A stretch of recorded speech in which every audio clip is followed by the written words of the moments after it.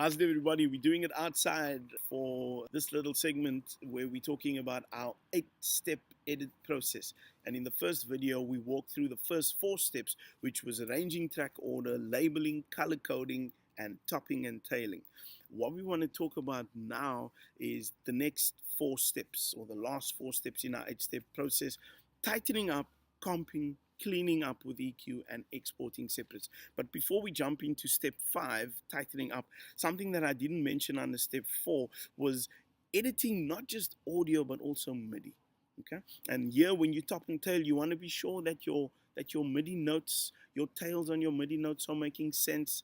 Reverb tails are making sense. Nothing's chopping off. Nothing's overextended. It's checking the start, checking the end of both audio and MIDI tracks. So let's jump into step 5, tightening up. Timing correction and pitch correction. Okay, timing and pitch. And so here is where a lot of the sort of the hard craft begins when it comes to editing.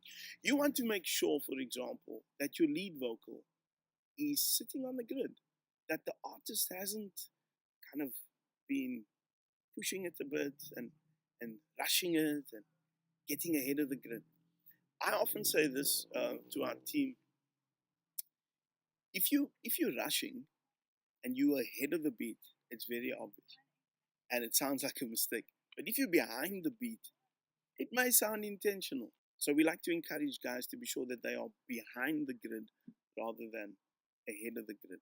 When we talk about tightening up, we're talking about making sure that every drum track is perfectly quantized if it needs to be.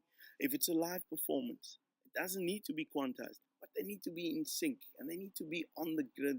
They need to be making sense. We want to make sure that all the bass notes are nicely in the pocket, riding the groove, riding the drum groove. Again, they don't have to be perfectly quantized, but they need to be tight. The same with backing vocals, and this is where it's critical. You want to be sure that if you've got a stacked vocal part, that all of those stacks, particularly when it comes to consonants, sibilants, vowels are kind of neither here nor there. They're just in the middle there. But consonants, the notes that the sounds that start the note, and sibilants, particularly those kind of sounds, you want to be sure. You want to be sure that they are all lined up. Logic has got a cool tightening up feature called Flex, and it allows for both Flex pitch correction and Flex time correction. This is critical. Tightening up also involves not just timing, but also pitch. And this is pretty much just tuning, making sure that notes are properly tuned. If you didn't get a pitch perfect session in the take, that's fine. You can clean that up afterwards. But aim again to get it right at the source. The better the source file, the better the output. And so that's critical. Don't leave everything for the editing stage. But if you've got those couple of notes that are slightly off, make sure that you've tuned them and that they sound well. Pitch and time. That's tightening up. Step number 6, comping. What do we mean by comping? Comping is the art of comparing multiple takes and choosing the best. That's it. That's what it comes down to. And again, we are Logic users. Logic has got a cool comping tool. I've got some colleagues who choose not to use the comping feature when recording takes. But we find that it's a helpful tool to just choose the best takes and to do it quickly. Logic's got a feature called quick swipe comping, where you can quickly swipe through what you like, particularly if you've recorded multiple takes and they're all lined up. You can select, because the person is singing or playing in that exact same sort of expression, the timing's the same, the notes are the same, the lengths of the waves are the same. You can choose what's best for the performance. But comping is critical. So in your session where you've got multi-takes, choose the best and comp that. Step number 7, one before last, cleaning up with EQ.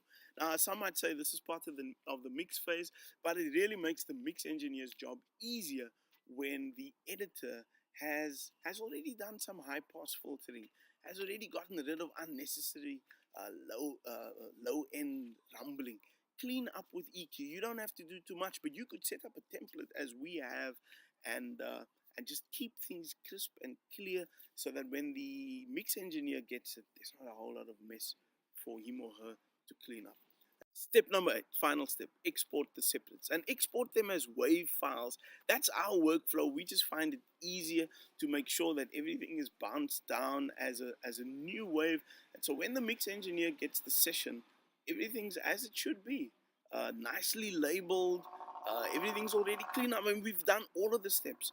It's been arranged. It's clearly labeled. It's color. Well, you won't have the color codes if you're exporting as a wave, but it's been topped and tailed, it's been tightened up, it's been comped, it's been cleaned up with EQ.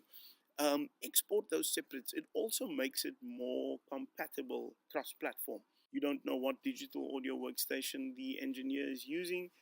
In the past, I used to use a lot of OMF files. So if the engineer was working in Pro Tools or Cubase, he'd give me the session and I'd bring it back for mixing and open up the OMF file. That's fine if you're comfortable doing that, but it's very simple to just export WAV files. They're universally accessible across all platforms, and then that can just be WeTransfer, Dropbox, or Google Drive, or FileGoid if you're in South Africa. So those are our 8 steps. Let me run them down from the top again. Number 1, arrange track order. Number 2, label. Number 3, color code. Number 4, top and tail. Number 5, tighten up. Number 6, comp. Compare and choose the best take. Number 7, clean up with EQ. And number 8, export those separates. Hope these little tips, I mean, they're very simple, very practical, but hope they'll help you speed up your workflow, and hope they'll help you move your quality up a couple of notches. Excellence is beautiful. I always say mediocrity is overrated. That's it from me, JK, exilic.co.za. Tell us what you think about these videos. Hopefully this will help. We're trying to tackle different aspects of the music production process. Spend a lot of time talking about production, a little bit about recording, and now talking about editing. Please subscribe to our YouTube page. Please share the entire playlist on social media. Please follow us on our social pages as well. 8-step edit, exilic.co.za.